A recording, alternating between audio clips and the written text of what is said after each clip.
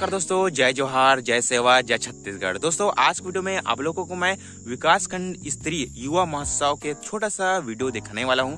दोस्तों इस जो युवा महोत्सव है उसे हमारे छत्तीसगढ़ के बड़े से लेकर छोटे तक भाग ले सकते हैं। दोस्तों मैं इसके पंजीयन से पहले हमारे विकासखंड स्तरीय में हुआ क्या था कि 9 दिसंबर तक यहाँ पे पंजीयन कर सकते थे अपने विकासखंड डोंडी में जाकर।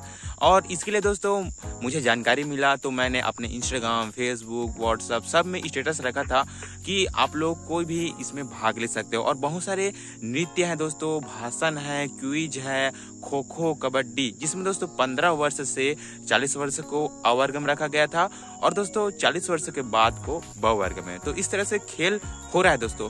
ये अभी विकासखंड स्तरीय में हो रहा है, उसके बाद जिला स्तरीय में जाएगा, उसके बाद दोस्तों राज्य स्तरीय में युवा दिवस होता है। स्वामी विवेकानंद जो उसके जन्म दिवस के दिन वहाँ हमारे छत्तीसगढ़ के रायपुर में युवा महोत्सव होगा, वहाँ पे भी होगा कंपटीशन। उसके बाद आपको प्रशस्ति पत्र दिया जाएगा। लेकिन दोस्तों हमारे छत्तीसगढ़ में हमारे यहाँ जो है सिर्फ स्कूली लेवल के बच्चे लोग वहाँ पे कंपटीशन में भाग लिए थे, ठीक है।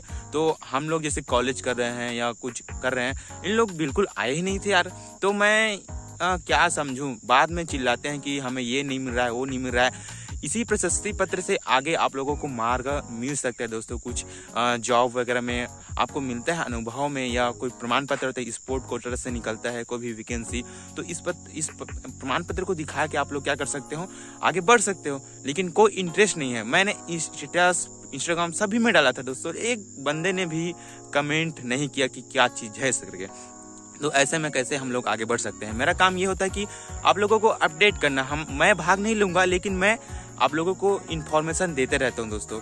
तो इस वीडियो को शुरू से लेकर अंत तक देख सकते हैं। और मुझे बिल्कुल अच्छा नहीं लगा कि हमारे हमारे विकासखंड के युवा लोग अभी भी सो रहे हैं, जागे नहीं हैं। तो छोटे छोटे जो होते हैं दोस्तों प्रोग्राम, उसमें आप लोग बिल्कुल भाग लीजिए। बिल्कुल फ्री है, आपको रजिस्ट्रेशन कराना है और प्रतियोगिता में भाग लेना है। तो ज्यादा हो गया, वीडियो को कंटिन्यू करते हैं।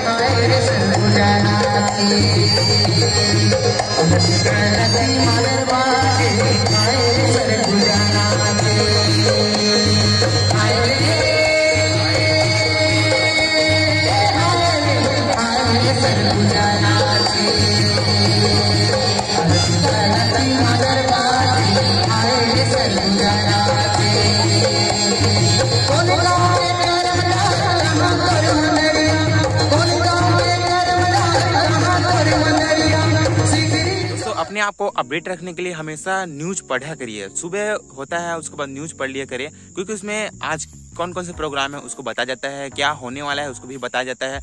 तो मैं तो न्यूज़ पढ़ता हूँ, शेयर भी करता हूँ, आप लोगों को भी बताता हूँ। और ये वीडियो आप लोगों को कैसा लगा दोस्तों मुझे कमेंट करके जरूर बताइएगा। और हमारे राज्य स्तरीय, जिला स्तरीय और विकासखंड स्तरीय में जो भी ऐसे कार्यक्रम होते हैं उसमें भाग लिया करें, चाहे हार हो या जीत हो, ये तो लगा रहता है दोस्तों, लेकिन आप लोग बिल्कुल भाग लिया करें। उससे आपका मनोबल बढ़ेगा और आगे बढ़ने का मतलब असफलता से ही हमें सफलता मिल सकती है। तो हमें पहले से ही असफलता को नहीं चुनना है, हमें असफलता से आगे बढ़कर सफलता को चुनना है दोस्तों। वीडियो अच्छा लगा हो दोस्तों तो इस वीडियो को ज़्यादा से ज़्यादा आप लोग शेयर कर सकते हैं, और मैं ऐसे अपडेट देते रहता हूँ। तो मिलते हैं एक नए वीडियो में, तब तक के लिए जय हिंद, जय भारत, जय छत्तीसगढ़।